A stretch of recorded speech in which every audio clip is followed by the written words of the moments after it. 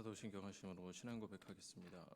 전능하사 천지를 만드신 하나님 아버지를 내가 믿사오며 그 외아들 우리 주 예수 그리스도를 믿사오니 이는 성령으로 잉태하사 동정녀 마리아에게 나시고 본디오 빌라도에게 고난을 받으사 십자가에 못 박혀 죽으시고 장사한 지 사흘 만에 죽은 자 가운데서 다시 살아나시며 하늘에 오르사 전능하신 하나님 우편에 앉아 계시다가 저리로서 산자와 죽은 자를 심판하러 오시리라.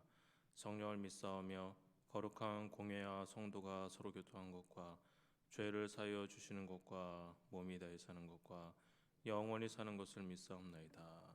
아멘. 찬송가 425장 드리겠습니다.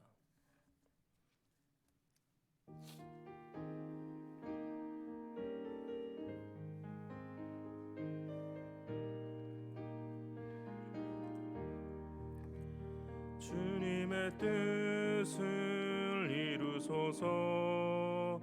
고요한 중에 기다리니 진흙과 같은 날 빚으사 주님의 영상 만드소서.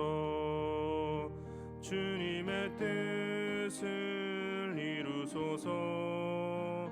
주님 발 앞에 엎드리니 나의 맘속을 살피시사 눈보다 희게 하옵소서. 주님의 뜻을 이루소서. 병들어 몸이 피곤할 때 권능의 손을 내게 펴사 강건케 하여 주옵소서. 주님의 뜻을 이루소서. 온전히 나를 주장하사 주님과 함께 동행함을 만민이 알게 하옵소서. 아멘. 함께 보실 하나님의 말씀은 레위기 5장 14절에서 19절까지만 보도록 하겠습니다. 레위기 5장 14절에서 19절까지입니다. 구약성경 152면쯤에 있습니다.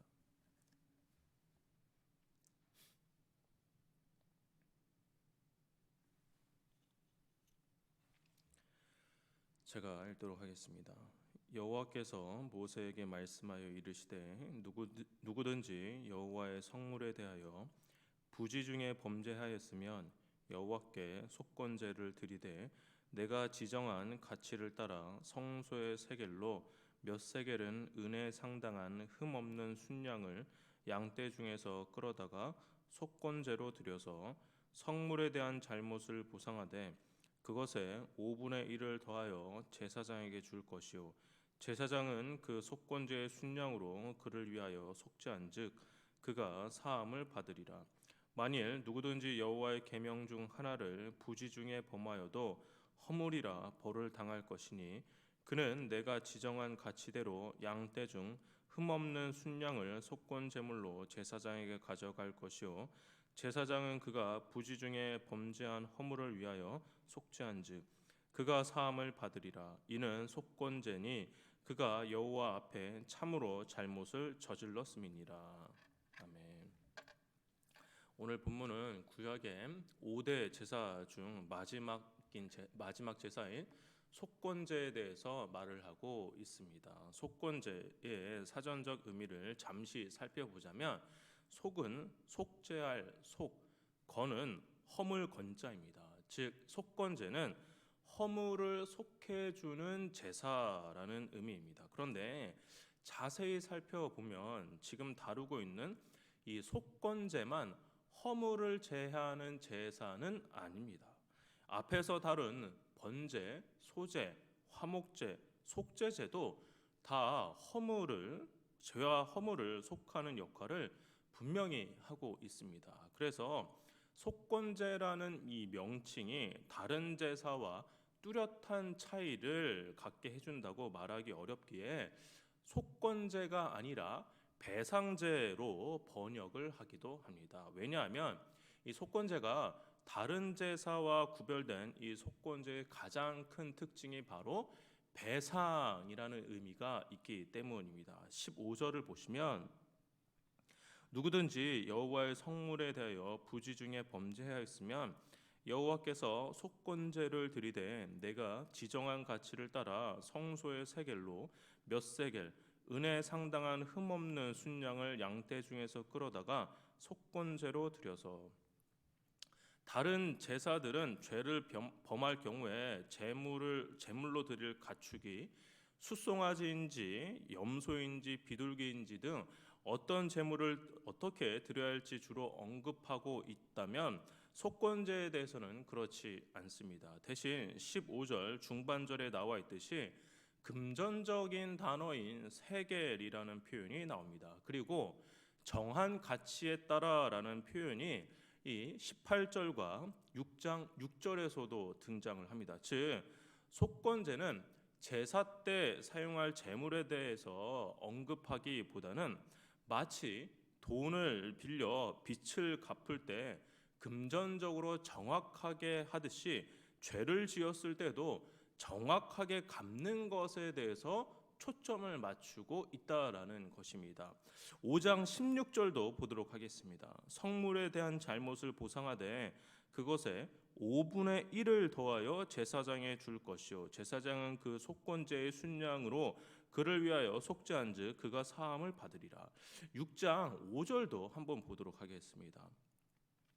그 거짓 맹세한 모든 물건을 돌려보내되 곧 그 본래 물건에 5분의 1을 더하여 돌려보낼 것이니 그 죄가 드러나는 날에 그 임자에게 줄 것이요.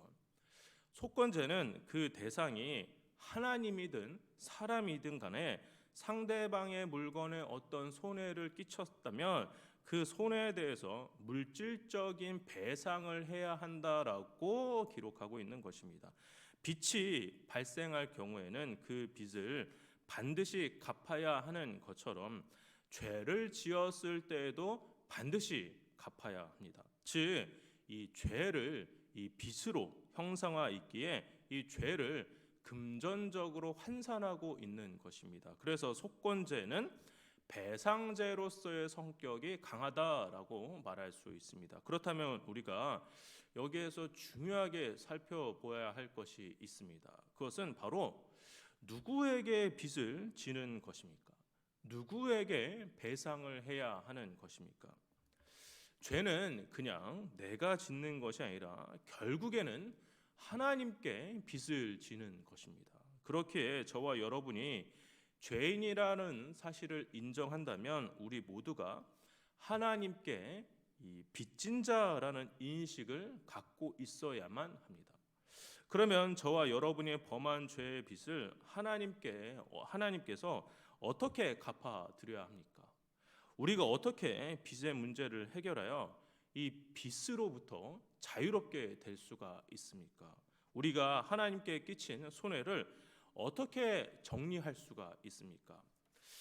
신약 성경이지만 잠시 살펴보겠습니다. 골로새서 2장 13절과 15절입니다. 새벽 시간이지만 이 부분은 좀 찾아보겠습니다. 골로새서 2장 13절과 15절입니다. 골로새서 2장 13절부터 15절입니다. 골로새서 2장 13절부터 15절입니다.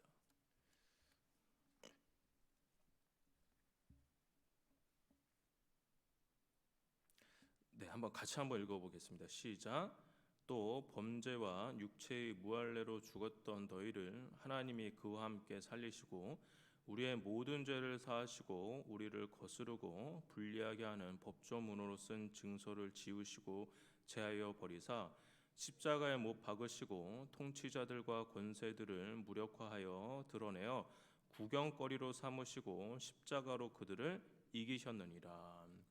이 14절 상반절을 다시 보시면 우리를 거스르고 불리하게 하는 법조문으로 쓴 증서를 지우시고라는 표현에서 이 증서라는 단어의 헬라어 원어를 직역을 하면 손으로 쓴 문서라고 번역을 할 수가 있는데, 이를 좀 더 구체적으로 표현하자면 빚에 대한 증서라는 뜻도 있다고 합니다. 그러면 이 빚에 대한 증서를 어떻게 없앤다고 합니까? 13절에서 읽었듯이 하나님이 그와 함께 살리시고, 즉 십자가에서 죽으시고 다시 사신 예수 그리스도의 사역이 우리가 갚아야 할 죄의 빚을 대신 갚았다라고 말씀을 하고 계십니다. 즉 예수 그리스도는 십자가에 못 박히심으로 통해 바로 우리의 빚 문서를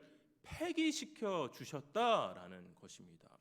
하나님의 백성인 우리가 살아갈 때 절대로 잊어서는 안 될 것이 바로 죄는 결국에는 하나님께 지는 빚이라는 사실입니다. 그래서 우리는 빚진 자의 의식을 가져야 합니다. 왜냐하면 이 빚진 자의 의식이 얼마나 뚜렷하느냐에 따라 삶의 모양과 방향이 결정된다라고 말할 수 있습니다. 바울도 이렇게 고백합니다. 로마서 1장 14절을 제가 읽도록 하겠습니다. 헬라인이나 야만인이나 지혜 있는 자나 어리석은 자에게 다 내가 빚진 자라. 예수 그리스도의 교회를 박해하다 사도로 부르심을 받은 바울은 일평생 이 빚진 자 의식을 가지고 살아감으로 하나님의 충성스러운 일꾼이 될 수 있었던 것입니다. 저와 여러분이 하나님께 진 죄악들, 즉 죄의 빚을 우리 스스로가 그것을 어떻게 할 수가 없습니다. 그것을 우리가 해결할 수가 없습니다. 우리의 죄를 완전히 탕감받을 수 있는 유일한 방법은 오로지 예수 그리스도의 십자가의 죽으심으로 말미암아 우리의 죄를 대속하셨다라는 그것을 믿음으로 말미암아 우리가 그것이 가능합니다. 성문교회 성도 여러분, 오늘 레위기 말씀에 나온 속건제를 오늘날 우리가 이것을 다시 지낼 필요가 없습니다. 구약의 제사들을 오늘날 다시 지낼 필요가 없습니다. 왜냐하면 우리가 죄를 안 지었기 때문이 아니라 이미 예수 그리스도의 십자가 사역이 모든 제사를 완벽하게 단번에 다 이루셨기 때문입니다. 우리가 진 빚을 예수님께서 대신 다 탕감해 주셨습니다. 다 탕감되었다고 그렇다고 우리가 아무렇게나 살 수가 없습니다. 오히려 이 빚진 자의 의식, 빚진 자의 생각을 가지고 우리는 살아가야 합니다. 이 빚진 자의 의식을 갖고 예수 그리스도의 십자가의 죽으심을 분명히 기억하고 그것을 믿는다면 우리는 죄를 멀리하고 죄를 부끄럽게 여기며 살아갈 수밖에 없기에 자연스럽게 더욱더 거룩하게 살아갈 수밖에 없습니다. 오늘 하루를 살아가실 때 우리의 죄의 빚을 탕감해 주신 빚진 자로서 그리스도의 십자가 사건을 더욱 깊이 바라보며 믿는 우리 성문교회 성도님들 되시기를 주의 이름으로 축원합니다. 기도하겠습니다. 사랑과 은혜가 충만하신 아버지, 우리가 지은 죄, 우리가 어떻게 할 수 없다라는 사실을 우리가 기억하게 하시고, 우리가 지은 죄가 결국에는 하나님께 지은 죄라는 사실을 기억하게 하여 주옵소서. 빚진 자로서의 생각을 갖게 하시고, 빚진 자로서 우리가 그 빚을 예수 그리스도가 모두 다 탕감해 주셨다라는 사실을 알게 하셔서 예수 그리스도를 더욱더 바라보며 나아가는 우리 모두가 되게 하여 주시옵소서. 감사드렸고 예수님의 이름으로 기도합니다. 아멘. 하늘에 계신 우리 아버지여, 이름이 거룩히 여김을 받으시오며 나라의 마옵시며 뜻이 하늘에서 이루어진 것 같이 땅에서도 이루어지이다. 오늘 우리에게 일용할 양식을 주옵시고 우리가 우리에게 죄진 자를 사하여 준 것 같이 우리 죄를 사하여 주옵시고 우리를 시험에 들게 하지 마옵시고 다만 악에서 구하옵소서. 대개의 나라와 권세와 영광이 아버지께 영원히 있사옵나이다. 아멘. 들으신 말씀 기억하며 같이 기도하도록 하겠습니다. 첫 번째입니다. 이 빚진 자의 인식을 갖고 우리의 죄를 완전히 사해 주신 예수 그리스도의 십자가 사건을 더욱 깊게 바라보며 그 십자가 사건을 더욱 간절히 믿는 우리 모두가 되게 하여 주옵소서. 기도하시기 바랍니다. 두 번째입니다. 코로나의 감염의 확산으로 막아주시고 믿음 생활이 위축되지 않도록 해달라고 기도하시기 바랍니다. 세 번째입니다. 몸과 마음의 어려움을 겪고 계신 우리 환우들을 기억해달라고 기도하시고 각자 개인 기도하시고 돌아가도록 하겠습니다. 기도하겠습니다.